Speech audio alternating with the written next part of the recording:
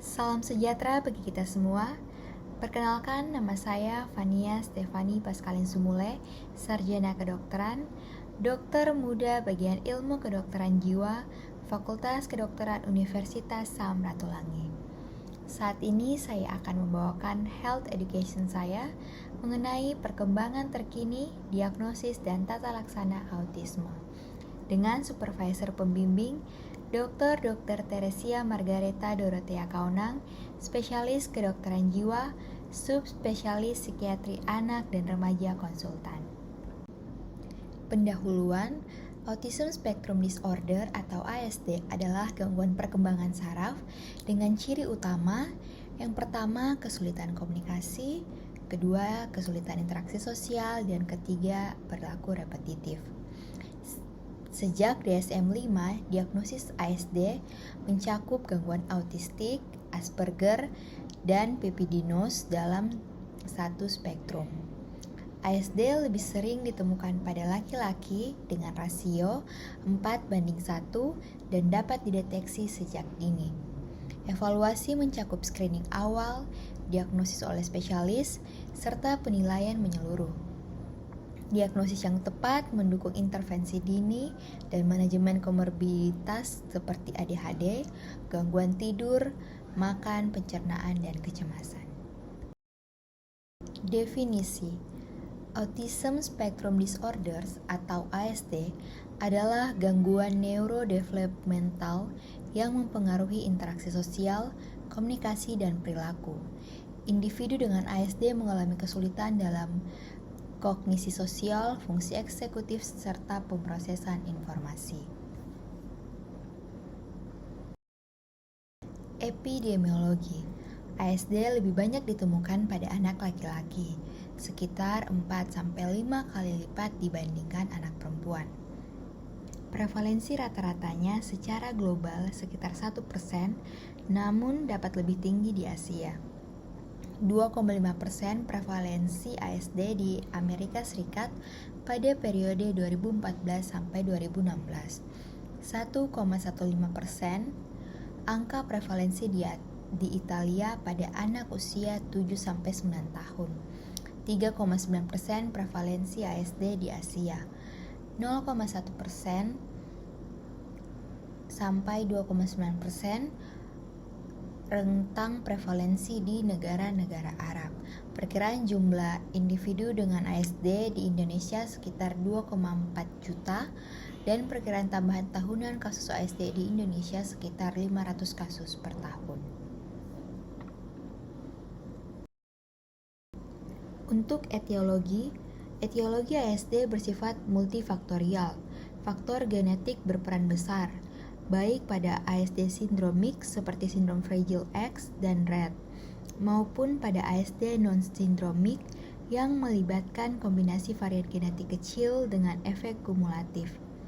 Selain itu, faktor non-genetik seperti infeksi prenatal, paparan polutan, defisiensi asam folat, serta komplikasi obstetrik juga berkontribusi. Beberapa studi menunjukkan bahwa paparan antikonvulsan selama kehamilan atau usia orang tua yang lanjut juga dapat meningkatkan resiko. Saat ini juga dikaji peran interaksi epigenetik dan lingkungan dalam mengekspresikan kerentanan genetik terhadap ASD. Patofisiologi ASD sangat kompleks dan melibatkan berbagai mekanisme yang saling terkait. Di antaranya adalah gangguan konektivitas saraf, ketidakseimbangan neurotransmitter seperti glutamat dan GABA, serta disfungsi sinaps. Disregulasi sistem imun juga dilaporkan, termasuk aktivasi imun maternal selama kehamilan yang dapat mengganggu perkembangan otak janin. Selain itu, peningkatan sitokin proinflamasi seperti interleukin 6 dan gangguan fungsi mitokondria serta stres oksidatif semakin memperkuat dasar biologis ASD. Mekanisme lain yang semakin mendapat perhatian adalah keterlibatan mikrobiota usus yang berinteraksi melalui good brain axis mempengaruhi perilaku, sistem imun, dan neurotransmisi. Kriteria diagnosis Autism Spectrum Disorder atau ASD menurut DSM-5. Tantangan dalam komunikasi dan interaksi sosial. Yang pertama, kekurangan dalam timbal balik sosial emosional. Yang kedua, kekurangan dalam perilaku komunikasi nonverbal yang digunakan untuk interaksi sosial. Dan ketiga, kesulitan dalam mengembangkan, mempertahankan, dan memahami fungsi sosial. Kemudian untuk perilaku yang repetitif dan terbatas itu gerakan motorik stereotip atau berulang, penggunaan objek atau ucapan yang berulang. Kedua, kecenderungan mempertahankan kesamaan, kepatuhan yang kaku terhadap rutinitas, atau pola perilaku verbal atau nonverbal yang ritualistik. Ketiga, minat yang sangat terbatas dan terpaku, tidak biasa dalam intensitas atau fokus. Yang keempat, respons sensorik yang berlebihan atau hyper, atau kurang atau hipo, atau ketertarikan yang tidak biasa terhadap aspek non-sensorik dari lingkungan. Perkembangan diagnosis ASD. Pada tahun 1943 sampai 1970-an, Kanner dan Asperger itu menggambarkan autisme masuk dalam psikiatri. Pada tahun 1980, pada DSM-3 resmi masuk sebagai autisme infantil. Pada tahun 1987, pada DSM-3R diganti menjadi gangguan autistik. ICD-10 mencantumkan subkategori seperti Asperger dan Rett. Pada tahun 2013, pada DSM-5 menghapuskan kategori terpisah, menetapkan satu diagnosis ASD berbasis spektrum dan tingkat keparahan. Prinsip umum tata laksana. Penata laksanaan ASD bertujuan untuk mengelola gejala, mengoptimalkan fungsi sosial, serta meningkatkan kualitas hidup.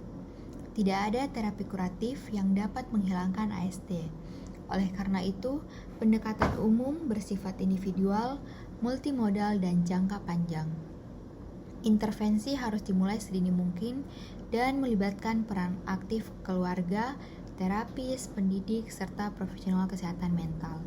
Selain terapi perilaku, dibutuhkan juga manajemen komorbid seperti gangguan tidur, kecemasan, ADHD, dan gangguan pencernaan. Kolaborasi lintas disiplin menjadi kunci keberhasilan tata laksana.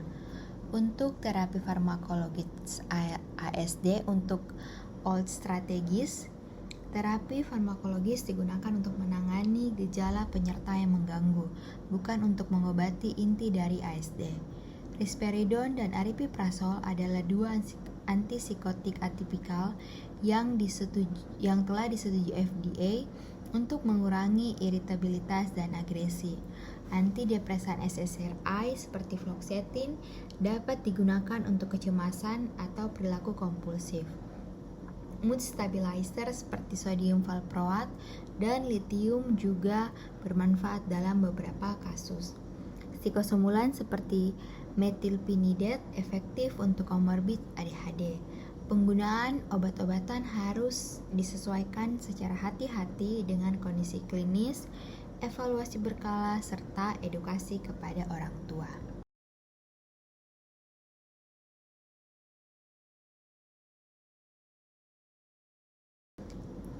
Terapi farmakologis ADSD, New Strategies.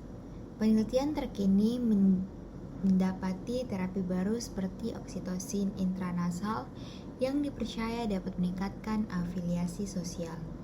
Sulforapin, senyawa alami dari brokoli, dilaporkan dapat menurunkan iritabilitas dan letargi. Agen lain seperti spironolakton, bumetanid, balofaptan, dan pioglitason memiliki potensi sebagai imunomodulator dan antiinflamasi di sistem saraf pusat. Selain itu, terapi transfer mikroba usus atau mikrobiota transfer terapi menjadi topik riset yang berkembang karena menjanjikan perbaikan pada gejala gastrointestinal dan perilaku sosial. Terapi-terapi ini masih dalam tahap penelitian lebih lanjut, namun hasil awalnya menjanjikan. Ada pula terapi non-farmakologis. terapi non-farmakologis tetap menjadi fondasi utama dalam tata laksana ASD. Cognitive Behavioral Therapy atau CBT efektif untuk menangani kecemasan, regulasi emosi, dan OCD yang sering menyertai ASD. Musik terapi dapat meningkatkan atensi, kemampuan bicara, dan interaksi sosial. PET terapi seperti equine assist therapy membantu meningkatkan regulasi emosi, komunikasi reseptif, dan kontrol motorik. Saat ini, teknologi digital seperti aplikasi edukatif berbasis AI dan virtual reality mulai digunakan untuk melatih keterampilan sosial anak dengan ASD. Pendekatan-pendekatan ini semakin memperluas ruang intervensi yang dapat disesuaikan dengan kebutuhan individu.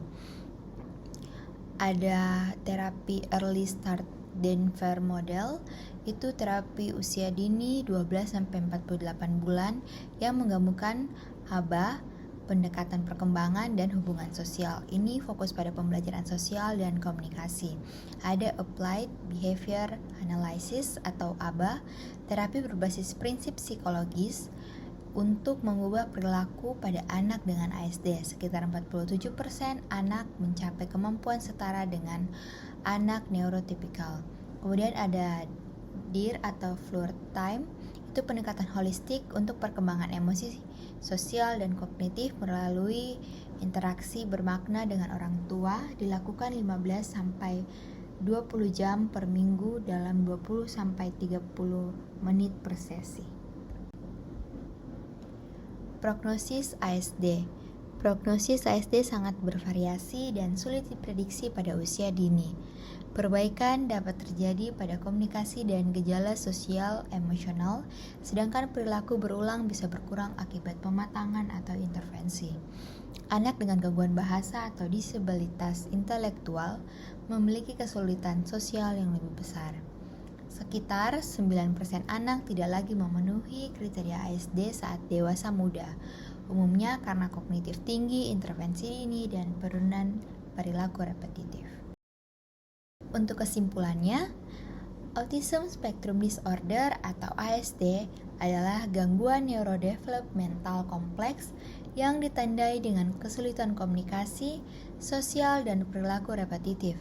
Klasifikasinya telah berkembang dari subtipe terpisah seperti Asperger dan Peptidinos menjadi satu spektrum dalam DSM-5 untuk meningkatkan akurasi diagnosis dan deteksi dini.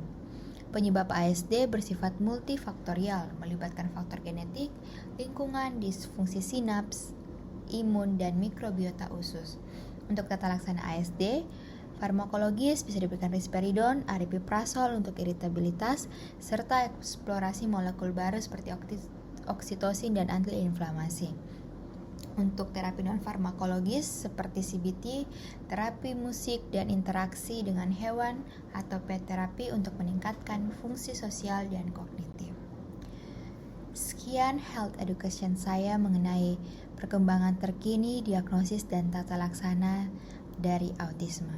Terima kasih.